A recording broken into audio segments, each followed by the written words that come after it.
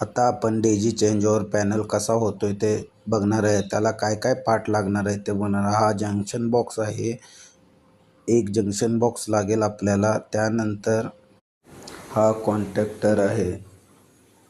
कॉन्टॅक्टरवरती detail दिलेली आहे, तुम्ही चेक करून घ्या. कॉन्टॅक्टर लागतील असे आपण 2 कॉन्टॅक्टर आणलेले आहे स्नायडरचे, त्याच्यावरती डिटेल आहे. त्यानंतर कनेक्टर लागतील आपल्याला 4, 30 अँपिअर बाय 500 व्होल्ट लिहिलेलं आहे. टोटल आपल्याला 3 कनेक्टर लागतील. त्यानंतर प्लाय रिले 11 पिनचा आहे, तो रिलेचा बेस आहे, मॉडेल नंबर डिटेल दिलेले आहे. त्यानंतर हा रिले लागेल आपल्याला.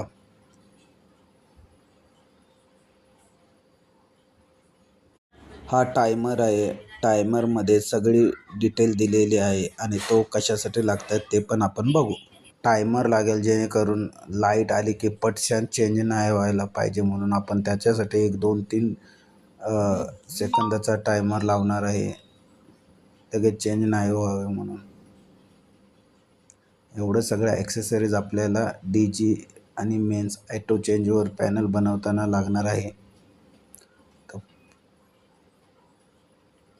2.5 स्क्वेअर mm वायर लागेल, 1 स्क्वेअर mm वायर लागेल कंट्रोलसाठी आपल्याला.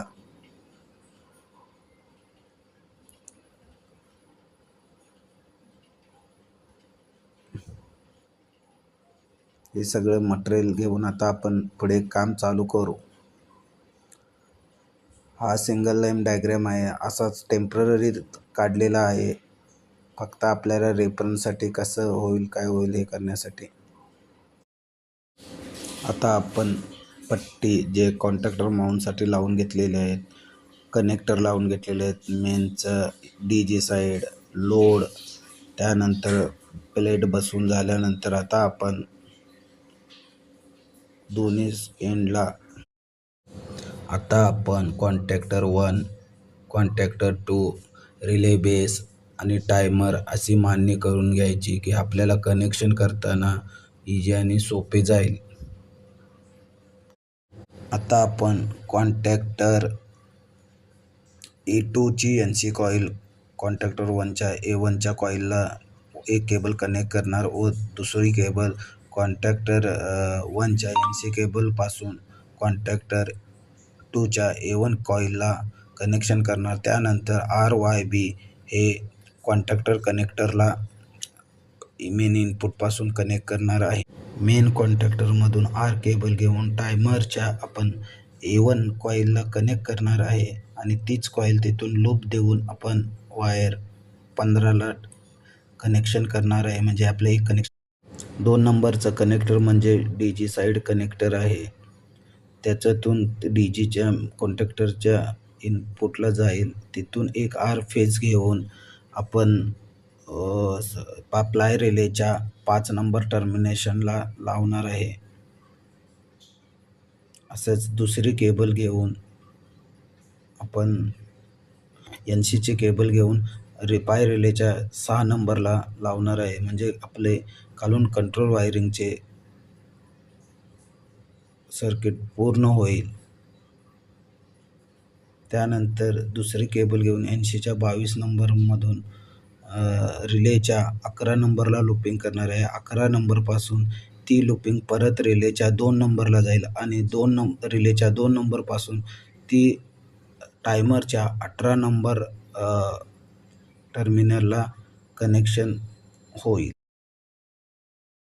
आता एक न्यूट्रल केबल कॉमन घेऊन कनेक्टरपासून टायमरच्या A2 टर्मिनलला जाईल, तिथून रिलेच्या बेसच्या 10 नंबर टर्मिनलला जाते, तिथून कॉन्टॅक्टर 2च्या A2ला व कॉन्टॅक्टरच्या 1 नंबर कॉन्टॅक्टरच्या A2ला जाईल. म्हणजे आपला न्यूट्रल पूर्ण होऊन जाईल. तिथून आपण R केबल कॉन्टॅक्टरचे R cable, Y cable, B cable contactor 2ला कनेक्ट करणार आहे आणि त्यानंतर आपण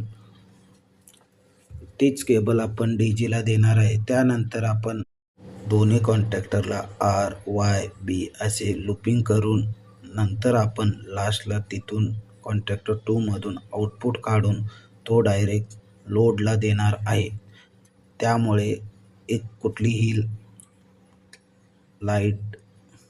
त्यामुळे कोणती एखादी लाईट गेली असेल तर कॉन्टॅक्टर 1 होल्ड होऊन कॉन्टॅक्टर 1 मधून आपला मेन सप्लाय लोडला जाईल.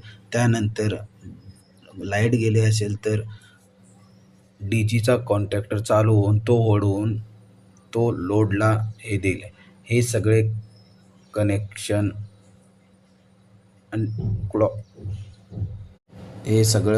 इंटरलॉक आहे. त्यामुळं पॅनलचं प्रोटेक्शन होईल आणि एका वेळी एकच कनेक्शन कॉन्टॅक्टर ऑन राहील. त्यामुळे काही धोका होणार नाही.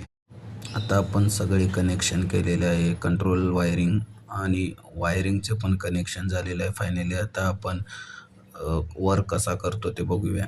जेव्हा कॉन्टॅक्टर 1ची कॉईल होल्ड होईल त्यावेळी कॉन्टॅक्टर 1 मधून DG साईडच्या लोडच्या कनेक्टरला सप्लाय जाईल आणि DGचा कॉन्टॅक्टर ऑफ असेल.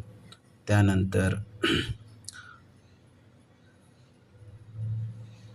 आता आपलं पूर्ण झालेले आहे. वायरिंग प्रॉपर टाईट करून घेणे, कारण का परत चेंज ओव्हर पॅनलला काही प्रॉब्लेम झाला तर हे होऊ शकतं. आपण फायनली कवर वरती नंबर टाकलेला आहे. हे दोन्ही DG mains load connector connect केलेले आहेत. आता आपण हा DG चेंज ओव्हर पॅनल आपण साईडवर लावू शकतो परफेक्ट आणि छोट्या साईजमध्ये झाले. मी सचिन, SB इलेक्ट्रिकल अँड सोल्युशनमधून. अशाच उपयोगी इलेक्ट्रिकल टिप्ससाठी आमच्या चॅनलला सबस्क्राईब करा.